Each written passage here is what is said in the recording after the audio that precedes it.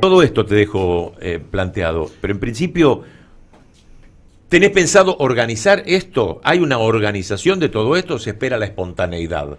No, a ver, me parece que primero que tenemos que ser conscientes de el nivel de movilización extraordinaria de sectores masivos de nuestro pueblo contra el gobierno de Milei. Tuvimos el paro nacional más temprano en la historia de Argentina. Un mes y medio había asumido el gobierno, ya tuvimos paro nacional con una movilización de más de 1 millón de personas en todas las provincias del país. Después tuvimos el 8M, que fue una manifestación extraordinaria de las mujeres y las disidencias, el Congreso, la Plaza Congreso llena, toda Avenida de Mayo llena.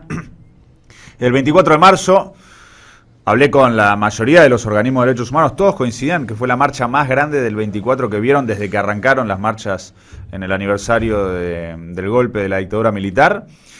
También las jornadas piqueteras, el 18 de marzo hubo una muy importante en varios accesos, con toda la persecución mediática, judicial, la campaña del gobierno, las amenazas, donde le dicen a las compañeras y a los compañeros que tienen el potencial de trabajo que si cortan no cobran, y aún así, la amenaza de la represión, y aún así el movimiento piquetero saliendo a la calle para exigir la asistencia alimentaria a los comedores que el gobierno cortó.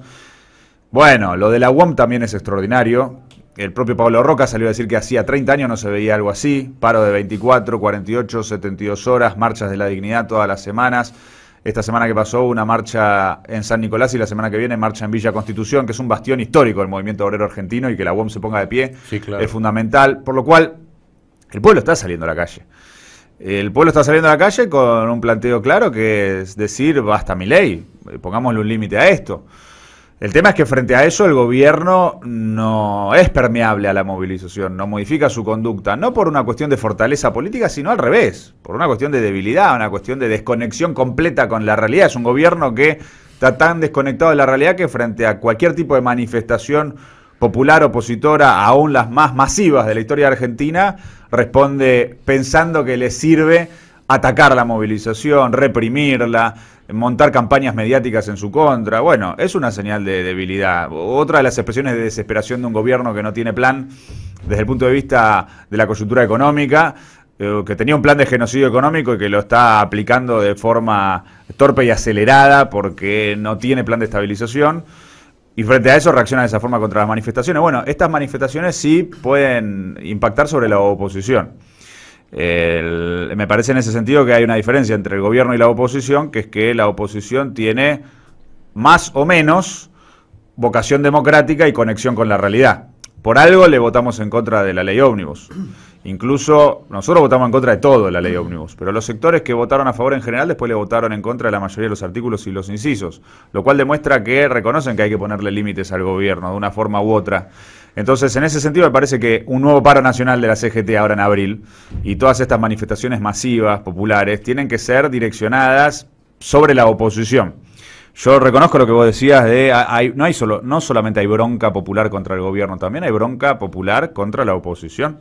Y un reclamo muy claro de que la oposición tiene que hacer más de lo que está haciendo para ponerle un límite al gobierno. Me parece que ahí hay que distinguir la paja del trigo, que no es lo mismo Unión por la Patria que los otros sectores de la oposición, porque Unión por la Patria, que tiene problemas, por lo menos te garantiza que los 99 diputados votan en contra del DNU y de la ley ómnibus, que los senadores trabajan para voltear el DNU, que el gobernador de La Rioja va a la Corte Suprema para exigir la nulidad del DNU, que el gobernador de la principal provincia del país, que es la provincia de Buenos Aires, hace un planteo de 7 puntos para reagrupar a toda la oposición, que es el compañero Axel Kicillof y el compañero Quintela. Entonces, en Unión por la Patria hay grandes puntos de apoyo para oponernos y ponerle límites a Milei. Obviamente se podrían hacer más cosas y esas discusiones las tenemos que hacer. Y como vemos que hay que ordenar a la oposición y dar estos debates, es que sacamos unas tesis de abril de más de 40 páginas para procesar estos debates. Ahora, separando la paja del trigo, también se permite entender dónde hay que poner el foco en las movilizaciones de abril en todas las provincias, sobre todo en los gobernadores y los diputados que todavía piensan que hay margen para transar con Milei. Sí. Ya no hay margen. O sos oficialista y te sumás al Pacto de Mayo para fundir a las provincias, el plan de Caputo y de Milei, o sos opositor y rechazas el Pacto de Mayo, rechazas la ley ómnibus, rechazas el DNU. Entonces, las marchas en todas las provincias tienen que ser a esos gobernadores de la derecha peronista, de la derecha radical, básicamente, incluso algunos del PRO, como Nacho Torres, que había salido a confrontar con Milei, está diciendo que le va a votar a favor de la ley ómnibus. Bueno, movilizaciones en Chubut, en Córdoba, en Santa Fe, en Jujuy, en Corrientes, exigiéndoles a esos gobernadores, a esos diputados, que hagan lo que tienen que hacer y sean opositores. Tuvimos a un sector muy grande de la UCR boicoteando una sesión pedida por el bloque de Pichetto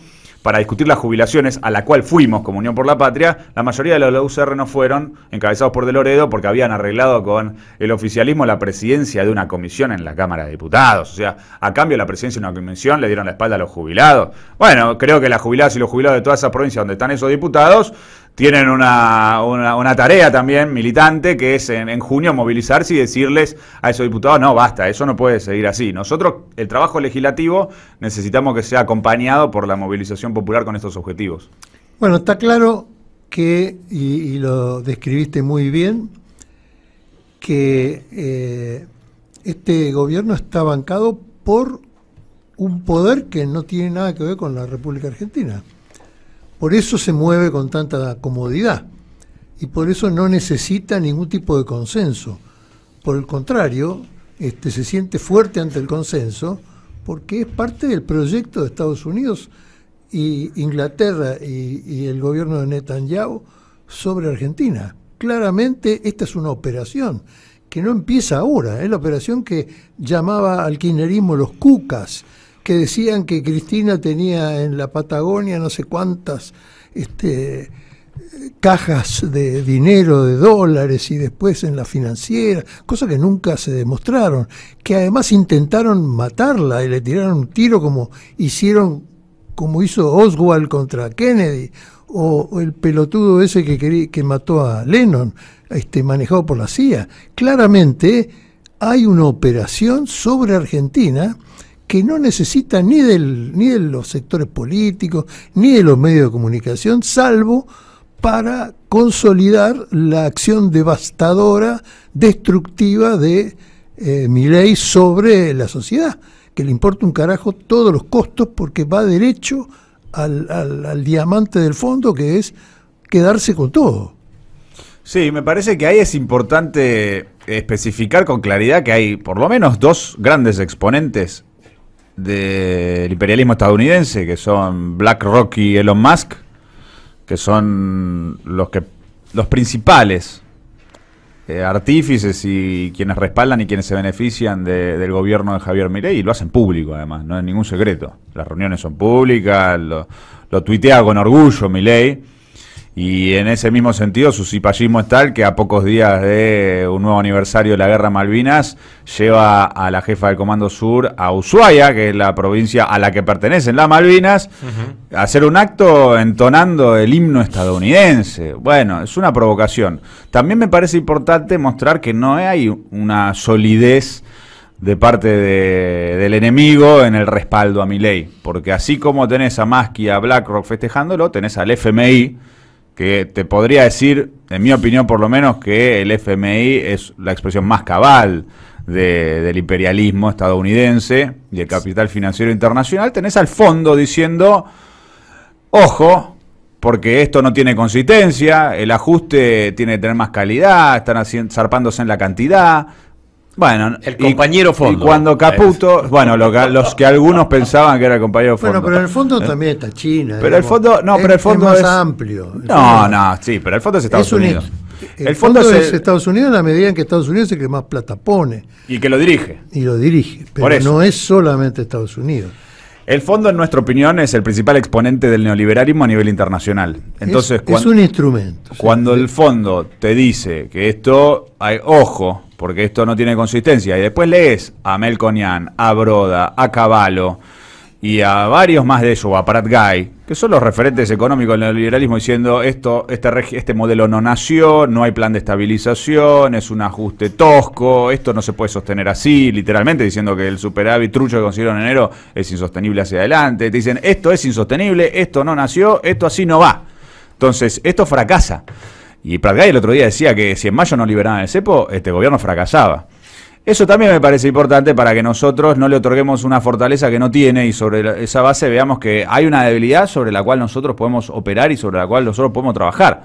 Porque así como no hay una situación revolucionaria o prerrevolucionaria donde haya una iniciativa de las masas que determine el desarrollo de la situación política y del régimen de gobierno.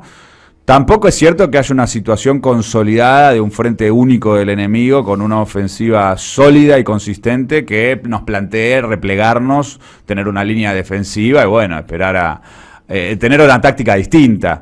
La debilidad de ellos nos plantea un reagrupamiento opositor mayoritario que permite ponerle límites. Entonces eso también me parece que es importante, incluso vinculado al debate de lo del juicio político, porque el juicio político solo es posible si conseguimos los 2/3 en la Cámara de Diputados y en el Senado. Si nosotros consideráramos que es imposible la ruptura del frente oficialista, que básicamente la Libertad Avanza más el PRO, o sea, Milei más Macri, si eso no se puede romper porque está respaldado en un apoyo único, consolidado de Estados Unidos en todas sus facciones, bueno, ahí sería prácticamente imposible que tengamos un juicio político. Nosotros pensamos que hoy la tarea, desde el punto de vista táctico en lo inmediato, no es el fuera Milei, sino el basta Milei, porque el basta Milei recoge que hoy le podemos poner límites constitucionales en el Congreso y en el Poder Judicial. Y como no hay hoy una ruptura del frente oficialista, no hay hoy condiciones para el juicio político. Pero eso no necesariamente significa que no vaya a pasar en los próximos meses. Junio, julio, ya es público en los medios de comunicación que Macri evalúa si rompe o no con Milei ante un fracaso de Milei para no hundirse con Milei, para no hacerse cargo de que él es el padre de esta criatura, porque si Macri y Bullrich no hubiesen apoyado a Milei, hoy Milei no sería presidente. Entonces Milei será presidente, pero Macri se tiene que hacer cargo de que es el padre de la criatura. Bueno, si esto fracasa, ahí se abre la posibilidad de un juicio político. Si hay juicio político, el juez es Macri. Y en ese escenario, nosotros como opositores de ninguna manera podríamos votar en contra del juicio político, porque seríamos cómplices de la continuidad de Milei y del plan de genocidio económico. Ahora, ese es un escenario que se puede llegar a abrir, en nuestra opinión, en el mes de junio, julio, porque es la información que emerge de la lucha política a nivel público y lo que dicen explícitamente desde el macrismo y desde el propio Fondo Monetario Internacional. Entonces, estas contradicciones que tienen ellos, esta debilidad que tienen ellos, nosotros la tenemos que destacar también para mostrarle a los opositores que todavía están dudando si arreglan o no, decirle no se metan en el Pacto de Mayo y no se hundan junto con este gobierno inviable que va a fracasar. No se hundan en ese fracaso, porque si se hunden, si se suman a ese fracaso, van a perder las elecciones el año que viene legislativas, se van a perder sus provincias en 2027. Entonces eso no. Si quieren sobrevivir políticamente, si quieren tener algún tipo de respaldo o vínculo con las organizaciones populares mayoritarias de este país, tienen que oponerse al Pacto de Mayo y votar en contra y vean que este gobierno va a fracasar y es débil y que podemos construir un reagrupamiento mayoritario que le ponga límites. ¿Qué?